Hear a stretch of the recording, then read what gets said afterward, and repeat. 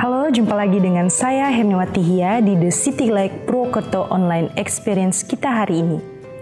Saya ucapkan selamat bergabung untuk Anda semua, baik Anda yang Kristen maupun Anda yang bukan Kristen, serta Anda yang menyaksikan tayangan kami ini, baik Anda yang di kota Purwokerto ataupun dimanapun Anda berada. Saya ucapkan terima kasih. Hari ini kita akan bersama-sama mendengarkan pesan Tuhan yang akan disampaikan oleh Pastor Ya'aroh Harifa dengan tema Scarline. Scarline adalah sebuah luka yang disembunyikan. Scarline dimiliki setiap orang, jadi pastikan kita bersama Tuhan untuk menyembuhkan setiap luka kita. Namun sebelumnya, rekan saya Lugas dan The City Light Band Purwokerto akan menyanyikan sebuah lagu untuk kita semua. Kita akan segera bergabung di online experience kita hari ini, dan untuk informasi tayangan khotbah dan pujian hari ini adalah rekaman ibadah minggu lalu.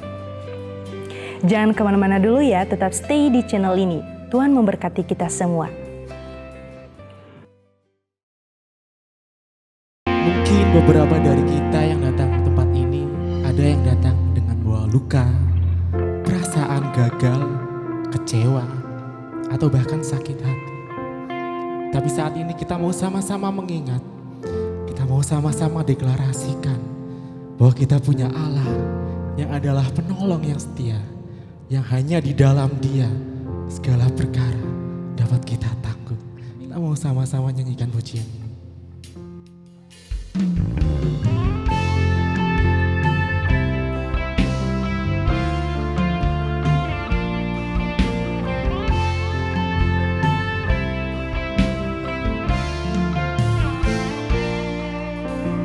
Penolong yang selalu setia, memenuhi keperluanku. Tak pernah Dia mengecewakan. Yesusku tak pernah gagal. Segala perkara dapat ku tanggung di dalam Dia yang memberi kekuatan. Tuhan Yesus penolong dan sahabat, tetap percaya Tuhan setia. Mari beri tepuk tangan untuk Allah kita yang setia.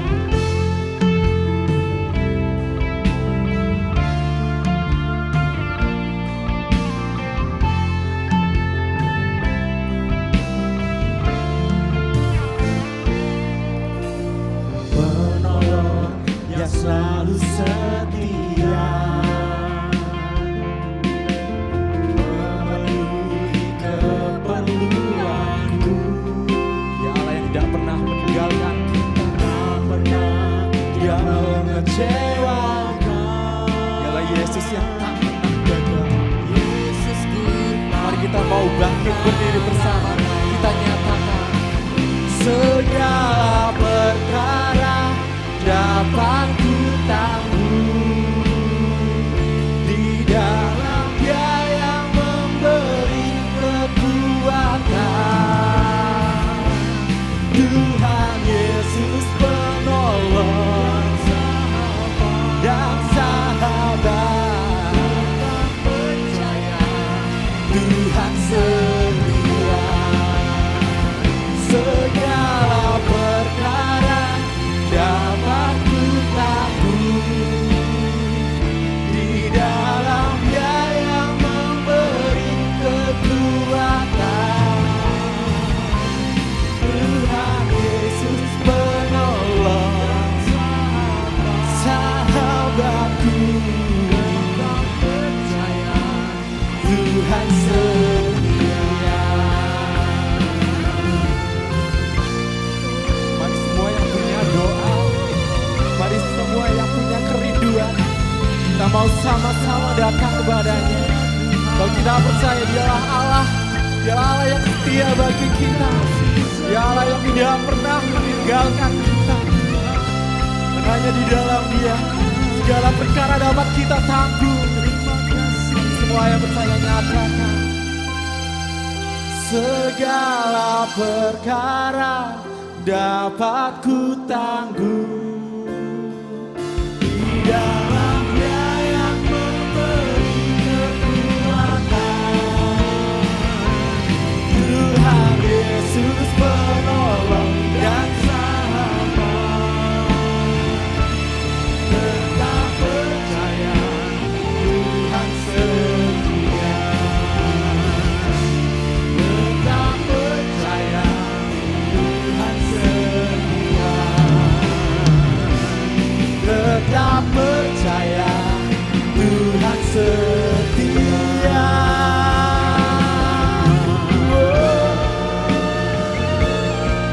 Terima kasih Tuhan. Terima kasih buat kasih setiamu. Percaya, kami mau percaya hadiratmu, kami percaya.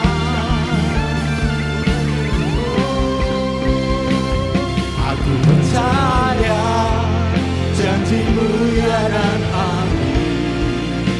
Kasihmu setia di dalam hidupku.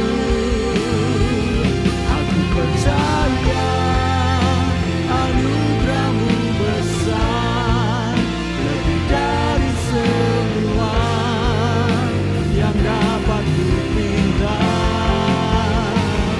Aku percaya janjimu ya dan amin. Kasihmu setia di dalam hidupku. Aku percaya anugerahmu besar, lebih dari semua yang dapat kupinta. Semua yang dapat kupinta, lebih dari semua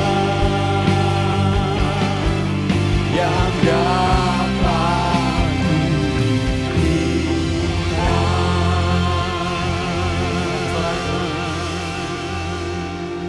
Bapak kami bersyukur Tuhan.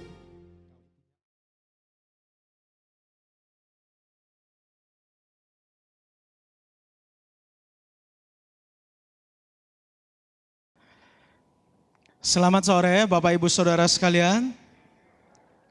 Ya, bersyukur pada hari ini kita kembali berkumpul bersama di dalam rumah Tuhan. 1 minggu sudah kita lalui dengan begitu banyak hal yang terjadi dalam hidup ini.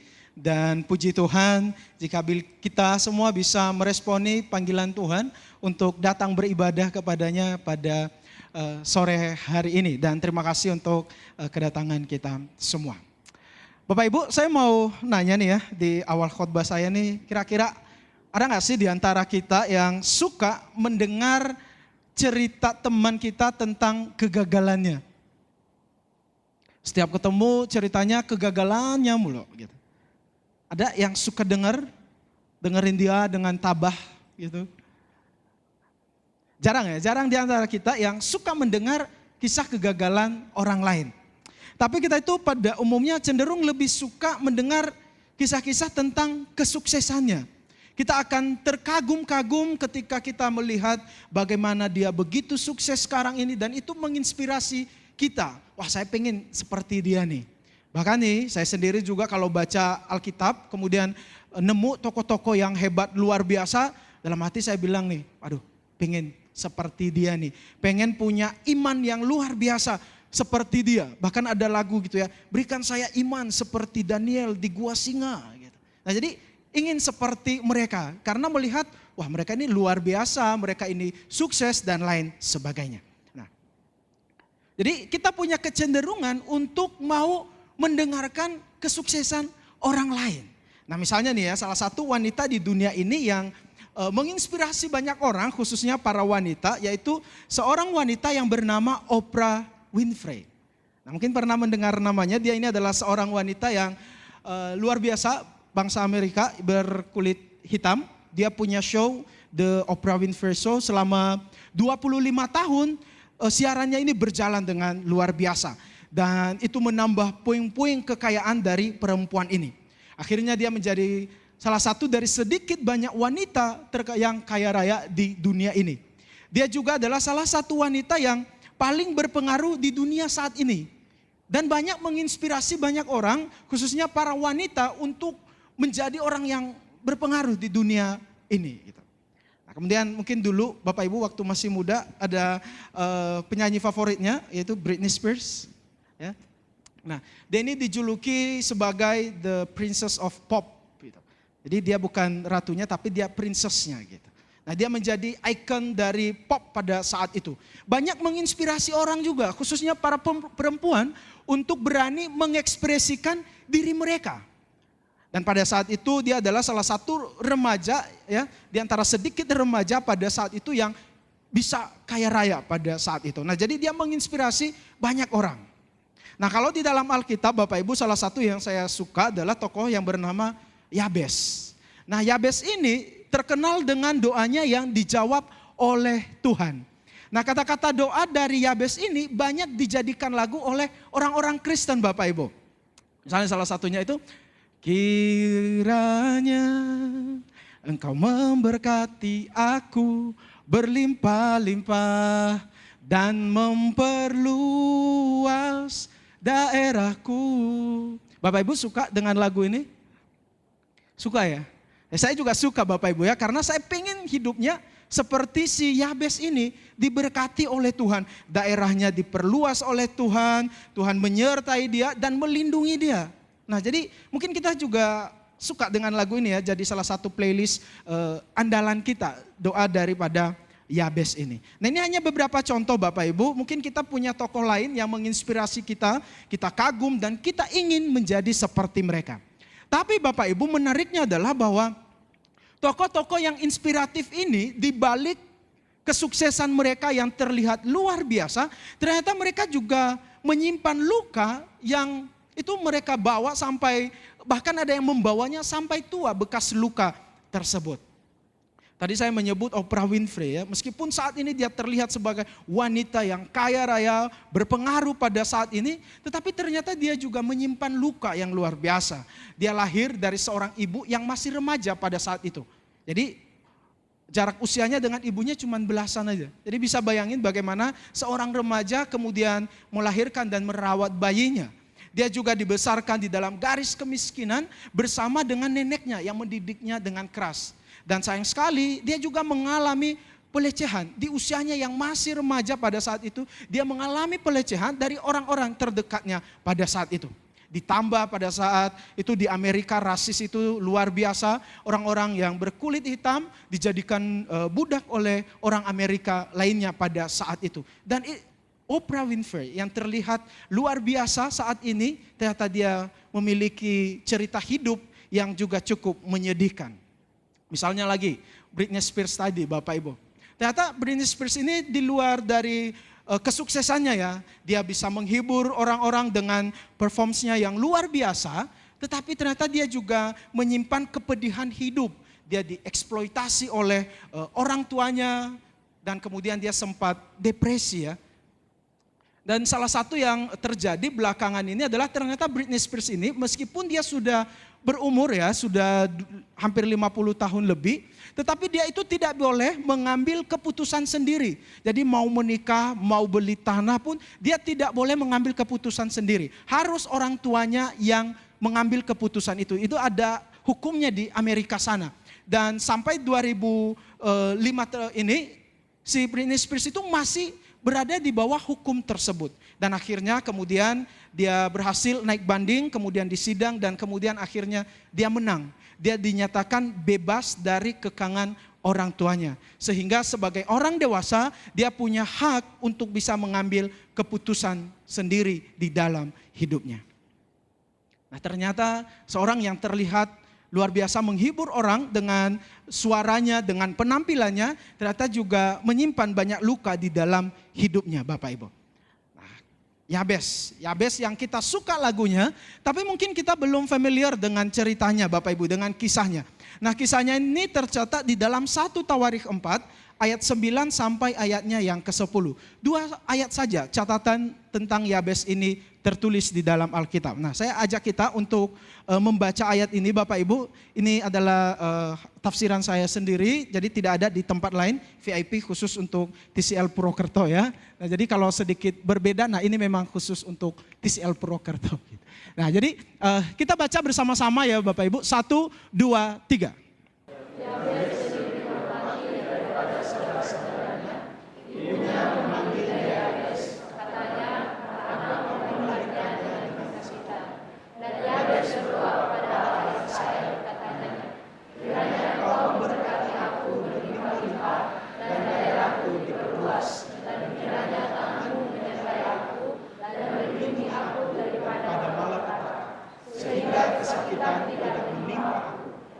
Allah mengabulkan permintaannya itu. Terima kasih Bapak Ibu. Nah, dari sini kita bisa tahu ya bagaimana kisah dari Yabes ini. Nah, jadi Bapak Ibu, nama Yabes ini berasal dari akar kata bahasa Ibrani itu Yabets, artinya menyebabkan kesakitan, menyebabkan duka cita atau penderitaan kepada orang lain, dan khususnya dalam konteks ini tuh ibunya, dia menyebabkan kesakitan atau penderitaan kepada ibunya. Bapak Ibu, bagaimana sih rasanya punya nama bagus ya? Namun ternyata nama itu menjadi tanda kepahitan hidup orang lain. Bagaimana jika nanti suatu hari kemudian akhirnya Bapak Ibu menemukan arti nama Bapak Ibu, dan ternyata arti namanya itu adalah penyebab kesakitan kepada orang lain, atau artinya itu menyebabkan keburukan kepada orang lain. Dan Yabes hidup di dalam label jelek yang diberikan oleh ibunya kepadanya. Di zaman Israel kuno Bapak Ibu, nama itu adalah identitas diri. Jadi jati diri seseorang itu tertempel dari, diambil dari namanya, terlihat dari namanya gitu. Dan identitas Yabes, jati diri Yabes sebagai manusia dibentuk dari luka yang dialami oleh ibunya. Tapi pertanyaannya ya, kenapa seorang ibu rela memberi label ini kepada anaknya? Mungkinkah ada luka yang dialami oleh ibunya saat mengandung dan melahirkan anak ini? Apa mungkin Yabes ini adalah anak yang tidak diinginkan sehingga menyebabkan luka yang mendalam, menyebabkan kesakitan yang luar biasa di dalam hidup ibunya sehingga ibunya memberikan nama ini kepada anaknya. Nah, saya itu menemukan sebuah artikel Bapak Ibu tentang anak-anak yang tidak diinginkan. Nah, jadi artikel ini orang-orang yang menulisnya melakukan penelitian terhadap ibu ataupun anak yang tidak diinginkan, dan kemudian mereka menemukan bahwa anak-anak yang tidak diinginkan kelahirannya di dunia ini, mereka itu cenderung merasa inferior atau rendah diri. Kemudian mereka merasa tidak diharapkan, tidak dicintai, rentan terhadap depresi, bahkan juga antisosial. Tidak memiliki motivasi hidup. Justru yang mereka punya itu adalah rasa bersalah. Jadi setiap hari hidup dalam rasa bersalah. Karena label yang diberikan oleh orang lain kepada mereka, atau label yang diberikan oleh orang tuanya kepada mereka sebagai anak yang tidak diinginkan. Bagaimana sih hidup tapi menjalani hidup sebagai orang yang tidak diinginkan? Sangat sedih sekali, dan ini menorehkan luka yang luar biasa kepada seorang anak. Tapi menariknya Bapak Ibu, meskipun diberi label sebagai sumber penyakit, namun Yabes tidak mau hidup sesuai dengan label tersebut. Justru ia mengalahkan stigma jelek yang diberikan kepadanya dengan satu cara. Dia berseru kepada Tuhan. Dan sehingga lahirlah doa Yabes yang kita kenal sekarang ini. Dan apa yang terjadi? Mukjizat terjadi Bapak Ibu. Di ayat 10 bagian terakhir tadi kita baca. Dan Allah mengabulkan permintaannya itu. Jarang-jarang ya di dalam Alkitab itu tercatat tentang doa yang langsung dijawab oleh Tuhan. Tetapi secara khusus dicatat di sini. Allah mengabulkan permintaan doa Yabes.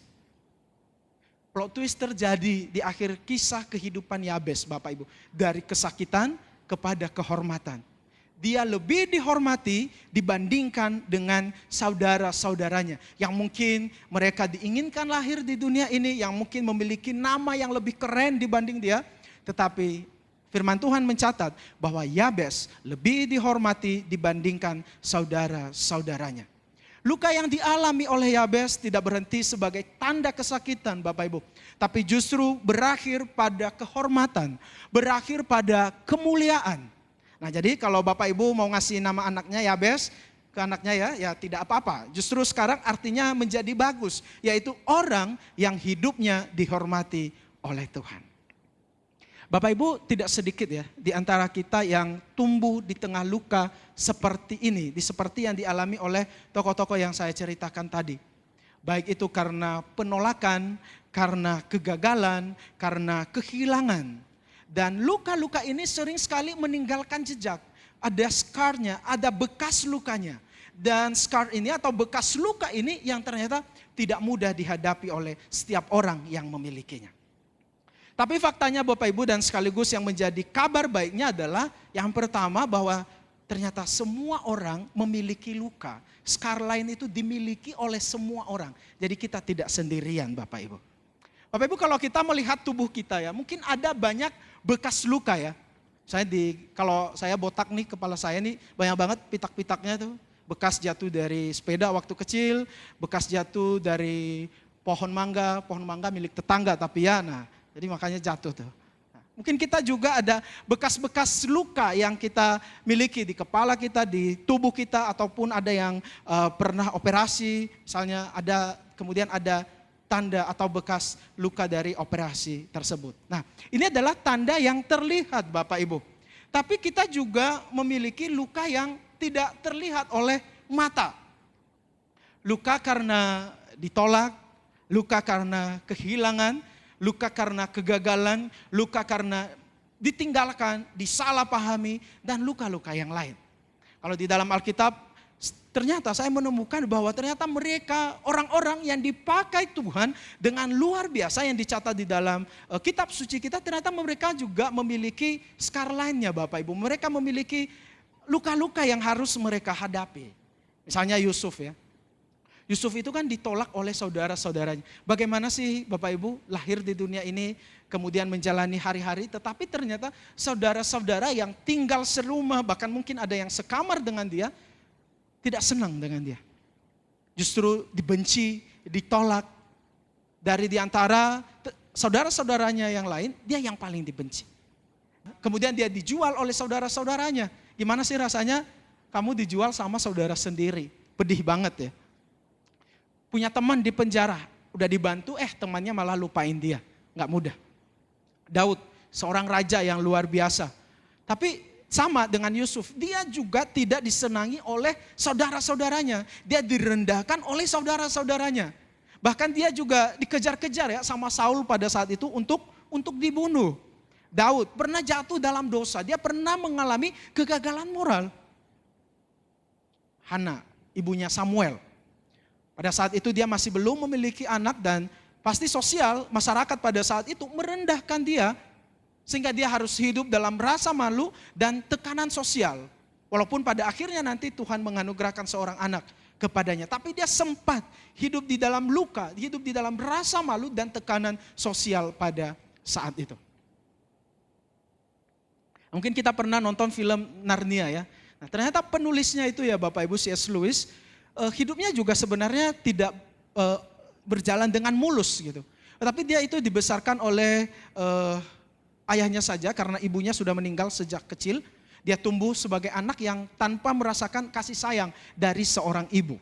Kemudian dia juga memiliki banyak trauma dari keluarganya, trauma perang. Bahkan sebelum jadi penulis buku rohani Kristen yang terkenal saat ini, dia juga pernah menjadi seorang ateis Bapak Ibu. Bayangin, seorang ateis dan kemudian akhirnya menulis buku-buku rohani Kristen yang memberkati banyak orang. Ternyata luka tidak memilih status, tidak melihat status, tidak pilih bulu. Mau anak muda, mau pemimpin, mau pelayan Tuhan, mau orang hebat sekalipun, mau pendeta sekalipun bisa mengalaminya. Nah, jadi buat kita yang saat ini sedang merasa terluka atau masih ada bekas luka masa lalu, ingat, saudara tidak sendirian. Ada banyak orang lain juga yang mengalami hal yang sama.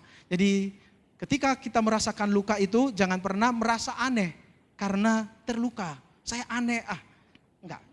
Tidak perlu merasa aneh karena yang kedua, Karena luka itu bukan aib. Luka itu bukan aib, jadi tidak perlu ditutup-tutupi, tapi justru harus diselesaikan Bapak Ibu.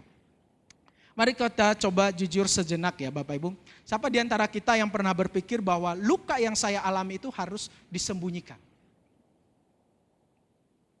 Harus disembunyikan karena takut dianggap lemah. Takut dianggap gagal, takut dianggap kamu gak cukup rohani, kamu kurang doa nih, makanya kamu mengalami itu.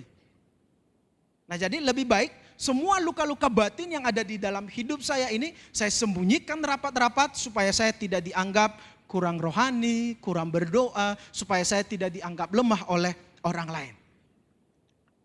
Nah Bapak Ibu, dunia sekitar kita memang sering sekali melihat luka itu sebagai aib. Sehingga membuat orang itu takut dan kemudian menyembunyikannya, ditutup rapat-rapat. Padahal ya kalau kita terluka, misalnya kaki kita terluka atau tangan kita terluka, dan kemudian kalau kita bungkus dengan misalnya dengan kresek hitam tuh malah jadi panas ya lukanya, kemudian makin lama malah bisa membusuk kalau kita simpan itu luka. Nah, sama dengan luka yang ada di dalam hidup ini. Kalau kita simpan, lama-lama bukan sembuh Bapak Ibu, tapi justru panas, busuk, dan itu bisa menggerogoti anggota tubuh yang lain. Jadi sebenarnya harus diobati supaya sembuh.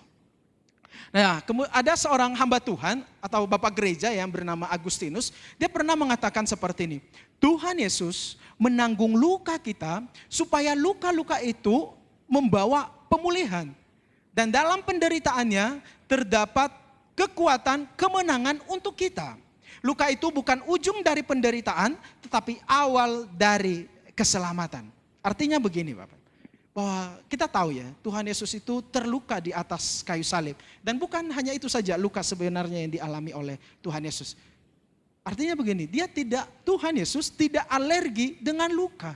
Kenapa? Karena ia pernah mengalami luka, karena ia pernah terluka. Bukan hanya luka fisik, tapi dia juga pernah ditolak, dia pernah juga mengalami penghinaan, pengkhianatan, semua dia pernah alami. Bahkan Tuhan Yesus itu, dia tidak pernah menghapus bekas luka ya, yang dia miliki, dia tidak pernah hapus. Kalau masih ingat kisah kebangkitan Tuhan Yesus, dia akan menunjukkan ya kepada Thomas si peragu, lihat nih, bekas lubang paku di tangan saya, nih, lihat nih. Dia tidak menghapus bekas luka itu, tetapi justru dia tunjukkan, ini nih, lihat ini. Tetapi luka yang dialami oleh Tuhan Yesus justru menjadi kemenangan ya bagi kita semua. Meskipun pada saat itu orang melihat salib itu sebagai aib ya Bapak Ibu. Orang yang disalibkan itu adalah penghinaan bagi orang yang disalibkan. Ya meskipun dunia melihat semuanya itu, tetapi ternyata luka yang dialami oleh Tuhan Yesus tidak berhenti sebagai aib. Tidak berhenti sebagai penghinaan, tetapi luka yang dialami oleh Tuhan Yesus berakhir pada kemenangan yang membawa keselamatan kepada setiap kita yang percaya kepadanya. Jadi luka apapun yang kita alami saat ini, atau apapun bekas luka masa lalu yang masih kita simpan sampai saat ini, tidak perlu ditutup-tutupi Bapak Ibu. Tapi justru biarkan Tuhan menyentuh luka tersebut. Karena justru ketika kita membawa luka tersebut kepada Tuhan, Ia bisa mengubah semuanya itu menjadi lebih indah. Nah ini yang ketiga yang ingin saya ajak kita untuk renungkan bersama-sama, bahwa keindahan luka hanya bisa kita lihat ketika kita membawanya kepada Tuhan. Luka bisa menjadi sesuatu yang indah jika bersama Tuhan. Bapak Ibu, Yabes yang kita baca tadi tidak mendramatisir penderitaan atau luka yang ia alami, tetapi justru ia bawa kepada Tuhan. Ia berdoa kepada Tuhan. Dengan jelas tadi di ayat Alkitab yang kita baca, Yabes berseru kepada Tuhan. Yabes tahu kemana dia bawa nih luka. Dan dia berdoa kepada Tuhan, bukan supaya Tuhan menghapus scar lainnya, bukan supaya Tuhan menghapus bekas luka itu, tetapi justru ia berdoa nih, supaya Tuhan mengubah cerita hidupnya. Supaya hidupnya tidak seperti yang dituliskan oleh ibunya, tetapi dia berdoa supaya cerita hidupnya itu diubah oleh Tuhan. Dan dengan jelas di dalam doanya itu dia berdoa supaya kesakitan tidak menimpa dia. Karena namanya tadi kan menyebabkan kesakitan ya. Dan dia berdoa kepada Tuhan supaya dia tidak mengalami kesakitan. Yabes tahu kemana dia lari ketika dia mengalami luka di dalam hidupnya. Dan Yabes melihat keindahan daripada luka di masa lalu itu karena ia membawanya kepada Tuhan. Bapak Ibu, kalau musim kemarau biasanya tuh tanah-tanah tuh pada retak ya, karena nggak ada air, tandus, jadi kering, kemudian tanah itu retak-retak. Namun kalau kita pernah perhatikan ya, ternyata di antara celah daripada retakan tanah yang kering itu, ternyata ada tanaman atau tumbuhan yang bisa tumbuh. Nah saya juga heran ya, kok bisa ada beberapa tumbuhan yang bisa hidup di antara tanah yang sudah retak. Dan saya melihat satu pelajaran menarik di situ, bahwa ternyata masih ada harapan. Bahkan di tempat yang terlihat tidak ada harapan, ternyata masih ada harapan. Di tempat-tempat yang terlihat mustahil pun, sebenarnya possibility itu masih bisa terjadi. Bapak Ibu. Di Jepang itu ada satu seni yang namanya kintsugi. Nah jadi kintsugi ini adalah sebuah seni di mana mangkok yang sudah pecah atau vas yang sudah pecah itu mereka tidak buang nih. Tetapi mereka juga tidak mencoba untuk menyatukannya supaya bekas luka atau retakannya itu hilang. Tetapi justru di retakan yang tadi pecah daripada piring atau mangkok ini, jadi di antara retakan itu mereka isi cairan emas. Gitu. Cairan emas dan kemudian menjadi lebih indah. Dan membuat piring ini atau mangkok ini menjadi lebih indah dan nilai ekonomisnya naik. Orang lebih tertarik membelinya. Kenapa? Karena mereka melihat ada keindahan, jadi lebih estetik. Sebelum pecah dengan setelah pecah, ternyata lebih estetik nih setelah pecah. Nah, kemudian saya menemukan beberapa filosofi atau quote menarik dari kintsugi ini. Bapak Ibu, ada yang mengatakan seperti ini. Tembikar yang telah diperbaiki, dipercaya lebih indah, lebih berharga, lebih kuat karena telah mengalami transformasi melalui penderitaan. Nah, jadi penderitaannya si piring ya itu pecah gitu ya. Nah katanya katanya piring atau mangkok ini ternyata lebih kuat dibandingkan sebelumnya sebelum pecah. Dia lebih kuat lagi. Nah, ada lagi yang mengatakan jika kita memilih untuk menerima kesulitan kita dan memperbaiki diri dengan cinta, maka kita akan menjadi lebih indah, lebih cantik karena pernah terluka. Dan terbukti ya, piring atau mangkok ini ternyata terlihat lebih cantik. Ada nilai tersendiri karena ada retakan-retakan di vas atau di mangkok tersebut. Bapak Ibu, di tangan Tuhan, luka bukan sesuatu yang harus kita sembunyikan. Tetapi bisa menjadi bagian dari keindahan baru asalkan kita izinkan Tuhan untuk menyentuhnya.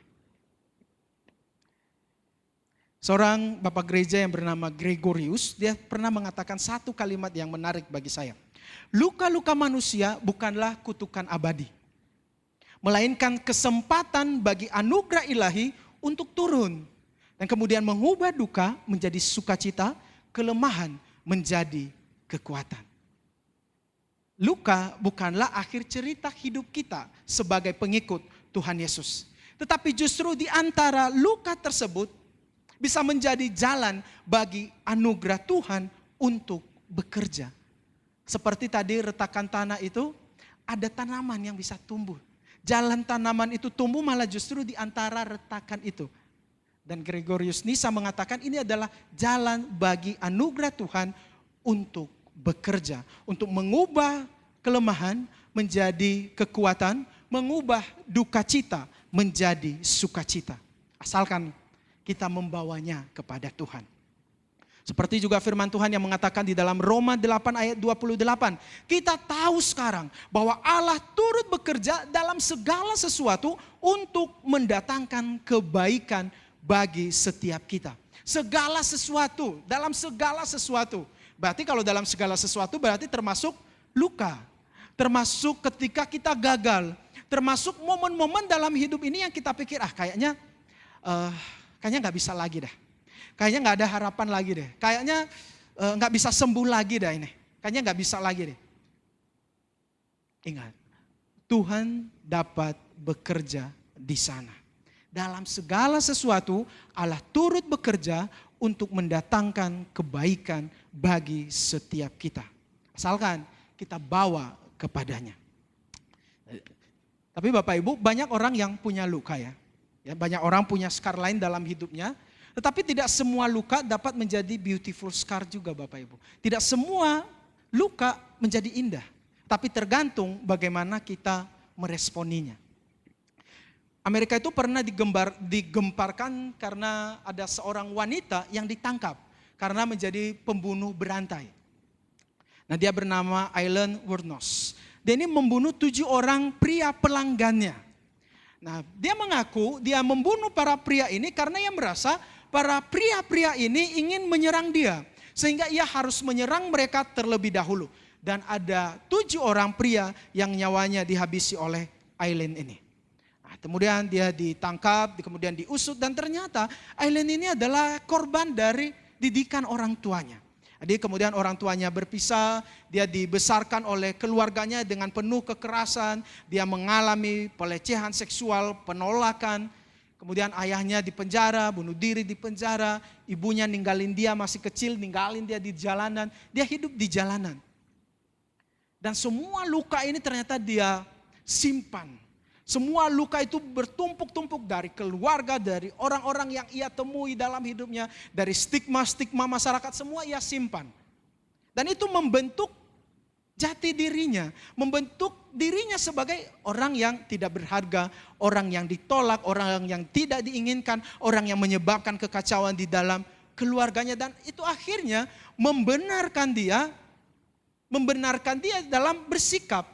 Saya harus menghancurkan orang lain karena hidup saya sudah hancur.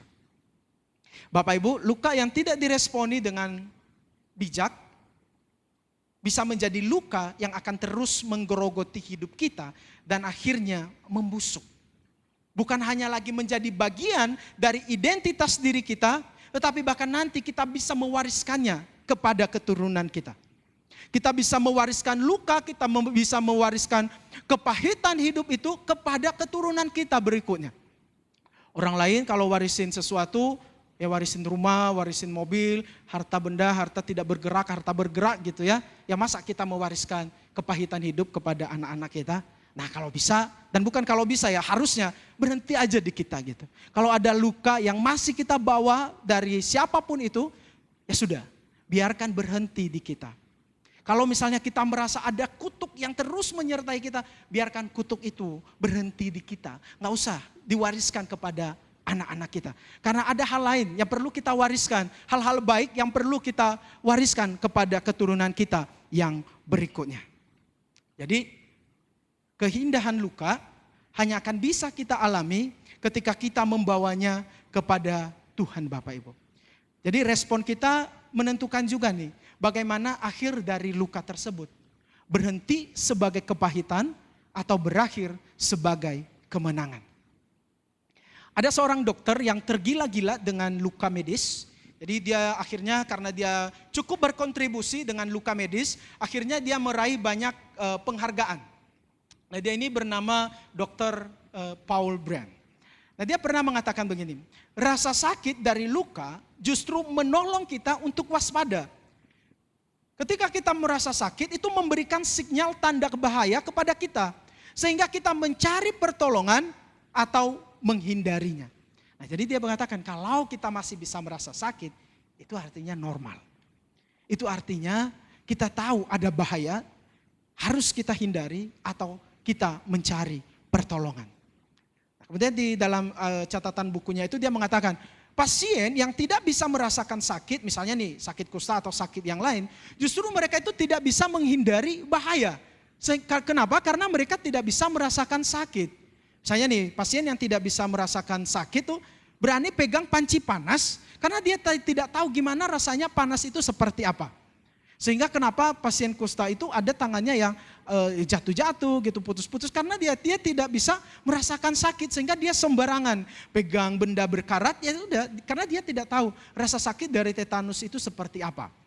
Pukul tangannya pun dia tidak bisa rasa sakit, jalan di tanah berkerikil dia tidak tahu bahwa itu menyebabkan sakit. Padahal kakinya ini udah berdarah-darah, tapi dia tidak bisa merasakan sakit itu. Sehingga dia tidak menghindari penyebab dari kesakitan itu. Jadi jalan terus. Karena kenapa? Karena tidak bisa merasakan sakit. Rasa sakit yang kita alami memberikan sinyal bahwa kita harus mencari pertolongan. Dan pertolongan itu hanya ada di dalam Tuhan Yesus, Bapak Ibu. Ia adalah penyembuh. Dan dia adalah penyembuh yang terluka. Jadi harusnya kita tidak perlu sungkan kepadanya. Karena dia pernah terluka, dia sangat tahu bagaimana dengan luka yang kita alami, maka mari kita membawa kepadanya.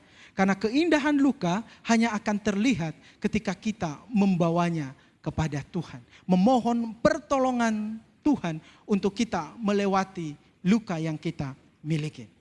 Terakhir, aplikasinya bagi kita pada hari ini yang boleh kita kerjakan, bagi kita yang saat ini sedang terluka, atau sedang merasa gagal, dikhianati, disalahpahami. Jangan hanya berfokus kepada rasa sakit yang dialami. Tetapi di tengah luka tersebut, ingatlah kebaikan Tuhan. Ingatlah pemeliharaan Tuhan dalam hidup ini. Ingatlah bagaimana puluhan tahun Tuhan sudah menolong, sudah memberkati hidupmu. Ingatlah kebaikan Tuhan di tengah luka yang kita alami. Jangan hanya berfokus kepada rasa sakitnya. Tapi ingat juga akan segala kebaikan Tuhan yang pernah kita alami. Jadi yang pertama, di tengah luka, ingatlah kebaikan Tuhan. Kemudian terakhir, yang ketiga, bagi kita yang mungkin terluka atau sudah beres dengan luka kita, mari kita berani menceritakan luka tersebut kepada orang lain. Karena ketika kita berani membagikan kisah luka yang kita alami, maka saudara akan terkejut bagaimana Tuhan bisa memakai luka itu untuk menyentuh hati orang lain. Untuk menguatkan orang lain dengan luka yang kita alami. Bapak Ibu, saya mengajak kita untuk menaikkan satu lagu pujian ini. Mungkin terdengar baru bagi kita semua. Tetapi pujian ini tuh mengingatkan kita Bapak Ibu, bahwa dalam Tuhan Yesus kita akan dipulihkan. Kutuk menjadi berkat, dosa diampuni, dan ada kemenangan hanya di dalam Yesus.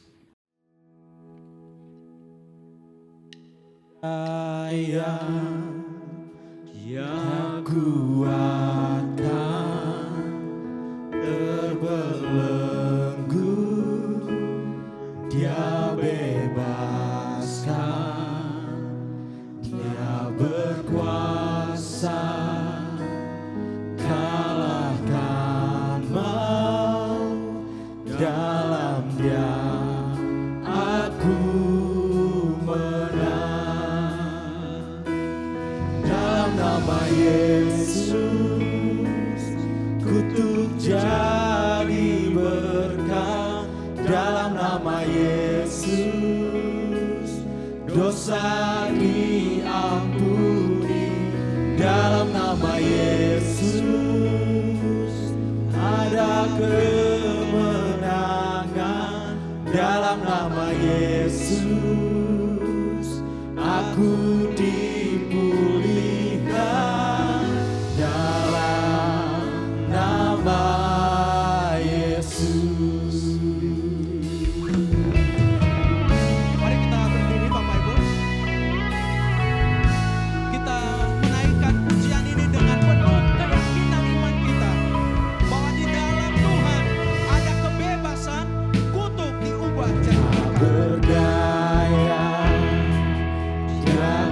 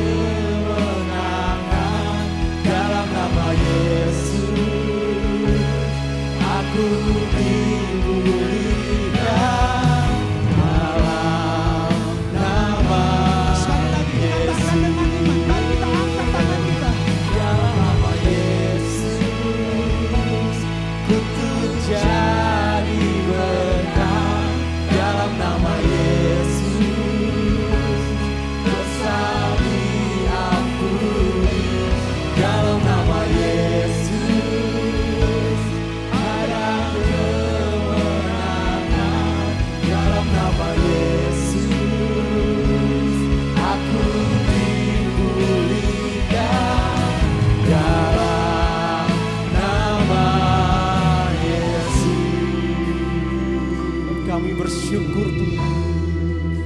Hanya di dalam-Mu Tuhan, hanya di dalam nama-Mu Tuhan. Setiap kutuk Kau ubah menjadi berkat. Setiap dosa kami diampuni. Kau yang membawa kami ke dalam kemenangan. Kau yang memulihkan setiap kami Tuhan. Hanya di dalam nama-Mu, dalam nama Yesus.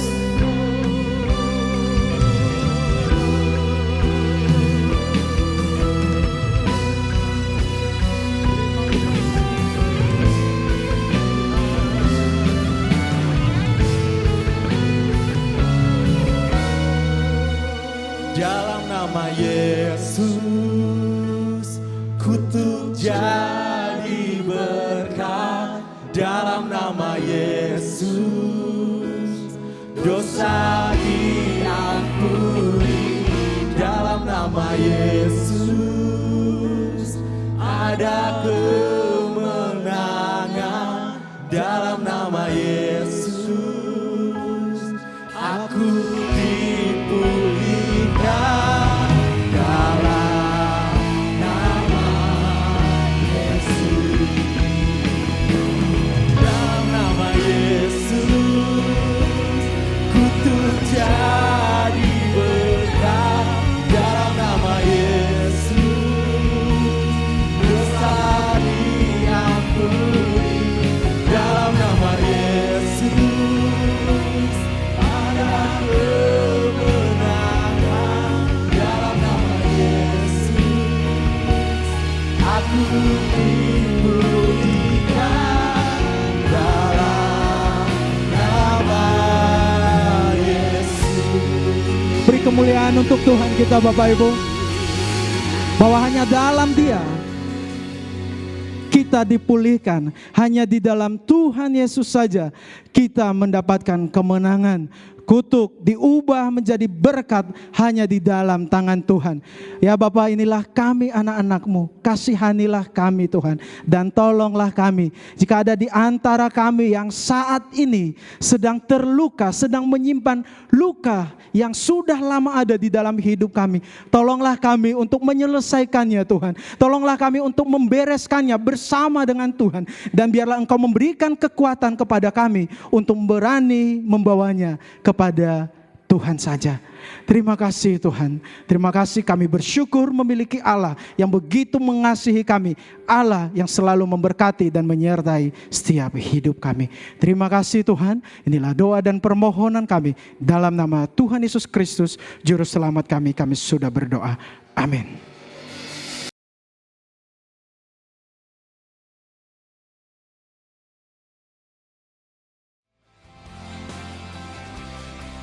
Tengah luka membuat kita ingat Tuhan, karena ternyata Tuhan memakai luka kita untuk menyentuh hati dan menguatkan orang lain. Terima kasih Pastor Yaaro Harefa untuk pesan Tuhannya. Kiranya Tuhan yang sepenuhnya anugerah dan sepenuhnya kebenaran memulihkan luka-luka dalam hidup kita. Dan kepada Lugas dan TCL Band serta volunteer TCL Purwokerto, Anda semua luar biasa. Dan salam kompak selalu untuk kita semua, serta kepada Anda semua yang telah menyaksikan tayangan kami dengan setia, saya ucapkan terima kasih. Saya juga ucapkan terima kasih untuk Bapak Ibu dan teman-teman semua yang telah dengan setia dan antusias dalam memberikan persembahan. Anda semua luar biasa, sehingga program TCL Purwokerto bisa berjalan dengan baik dan bisa menjadi reflektor terang Tuhan di kota Purwokerto. Kiranya Tuhan memberkati dan memberi kemudahan untuk segala usaha pekerjaan Bapak Ibu semua. Selanjutnya untuk Bapak Ibu yang memberikan persembahan, baik persembahan rutin atau persembahan persepuluhan, bisa langsung ke kota persembahan yang ada di gereja. Atau Bapak Ibu bisa langsung mentransfer ke rekening gereja yang tertera di layar Anda.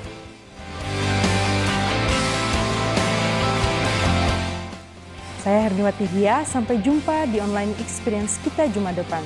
Tuhan Yesus memberkati kita semua.